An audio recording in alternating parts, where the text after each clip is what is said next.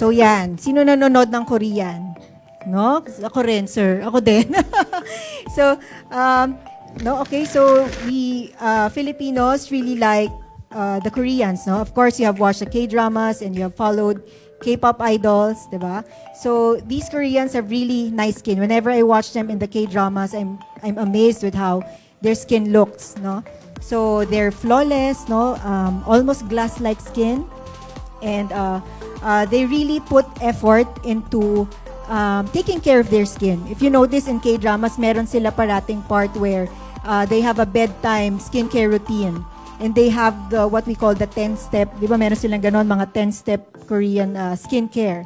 Okay, so the skin goals of Filipinos, no, are the following. Okay, so because we really like Korean skin and yung mga mestiza, no, yung mga mapuputi, no, we always like fair skin. No, as Emma said a while ago, before she had, di ba, insecurities because of the color, right? So yeah, the Filipinos are crazy about being maputi because they equate being fair-skinned with beautiful skin, diba? So, but I beg to disagree, no? Because I think morena skin is also beautiful, okay? So, Filipinos also like to have flawless skin. Flawless meaning makinis, no dark spots, no blemishes, walang brown sa face. Poreless skin, no? My patients would always ask me, Doc, paano yung hindi kita yung pores? Gusto ko hindi kita yung pores. Or bakit yung skin ko parating kita yung pores? No, we always, that is always our concern. And also, the Filipinos always wanted to look young, and we always want to have radiant skin. Gusto natin, we look younger than our real age. Okay? So, these goals can be achieved, of course. We can achieve this by having a skincare regimen that is appropriate for our skin type. Okay, so next slide, please. Okay, so what is the Filipino skin type? So this is just a good to know information, no? So you can see here the Fitzpatrick scale.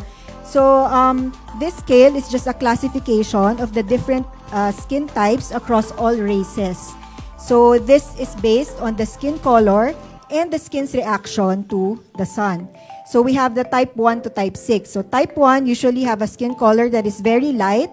So ito yung mga Americans, Caucasians, yung mga mapuputi. And on the other end of the spectrum is the type 6. So ito naman yung mga Africans, yung mga dark brown yung color.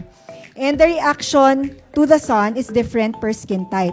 So for the type 1, usually when exposed to the sun, the skin becomes red. No, hindi sila nagtatan, no? Usually sunburn lang, kulay red. So for the Americans, for example, whole day sila nag-sunbathing, even if they are exposed to sunlight for the whole day, they cannot achieve that tan. Hindi nila ma-achieve yung brown color. Their skin will just turn red.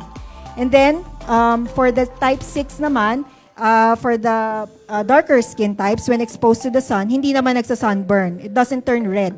Nagiging brown lang, nagiging darker lang yung color. And the Filipino skin type is between here. So the type 4 and the type 5. So we usually have sunburns. No? Hindi tayo masyadong nagre-red, hindi masyadong nagsa-sunburn, but we tan easily. So 'di ba kapag minsan sasabihin na hanginan pa lang nangitim na, no? So we tan easily. That is our skin type. And this classification just shows that the use of sunscreens is very important, regardless of what type of skin that you have. Okay, next slide, please. So this one is the skin types naman based on the different next slide, please. So based on the skin hydration. Okay, so ito yung I'm sure you're familiar with this. Skin types based on hydration. You have the normal skin, dry skin, combination skin, and oily skin. No, so for the normal skin, of course, just enough moisture or hydration, and just enough oil production. While the combination skin type, you usually have an oily type of skin on the T-zone. T-zone being the forehead, the nose, and the chin. Okay, and then on the other parts of the face, especially the cheeks, usually normal or dry. Okay, so maybe you'll ask, how do we know if kung anong type ng skin meron ako, no? So, actually, there are objective means on how to measure yung production ng oil. But we, physicians, no, we don't use that. We don't use the instruments for that measurement for practical reasons. We usually classify it according to visual inspection of the face and through observation. Okay, so the next skin type would be the dry, next slide please, the dry skin type. Now, when you say you have a dry skin, there's a lack of moisture in the most superficial layer of the skin. So the causes would be skin asthma. If you know atopic dermatitis, yung mga skin asthma, usually dry ang skin yan. Dry here, on the arms, on other parts of the body, and also on the face. There are environmental factors such as frequent bathing in hot water. So pag nagbabad ka sa hot water or sa bubble baths, it strips off the natural lipids in your skin. That's why nagkakaroon ng dryness. And also the detergents, air conditioning, frequent air travel. Some medications like your tretinoins, maybe you have encountered it, tretinoins, retinoic acid, these can cause dryness of the skin. And of course, skin aging, no? Once you get older, your skin loses its ability to hold the skin or to retain the moisture in the superficial layer of the skin. So that's why in older people, dry yung skin nila.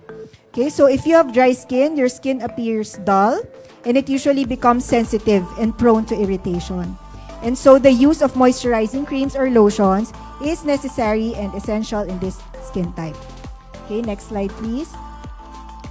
For the oily skin, for the oily skin naman, there is increased secretion of the sebum or oil by the sebaceous glands. Yung sebaceous glands, yan yung mga oil glands. And these oil glands have the highest concentration on the face and on the scalp. So, particularly sa face yung T-zone. Kaya parating yan yung oily kasi maraming oil glands dito sa forehead, sa nose, and sa chin. And there are only few sebaceous glands sa lips. So, wala masyadong oil glands sa lips. That's why hindi nag-oil yung lips. Usually, mas prone yan to dryness. No? Hindi siya nag-oil. And the factors that increase the oil production are the hormones, or when you're stressed, mas increase ang production ng oil. And of course, genetics. Kung yan yung namana mong skin, no? Most likely you'll have an oily skin. Hindi na natin nababago. And when your skin is oily, you're usually acne prone. Pero it doesn't mean that the oil produced in your face is entirely bad. No? So the oil produced in your face, it can also help in the hydration of the skin. Okay, so if you notice people who have oily skin, they tend to have less visible fine lines and wrinkles compared to people with dry skin. No, pag dry skin, mas kita yung wrinkles.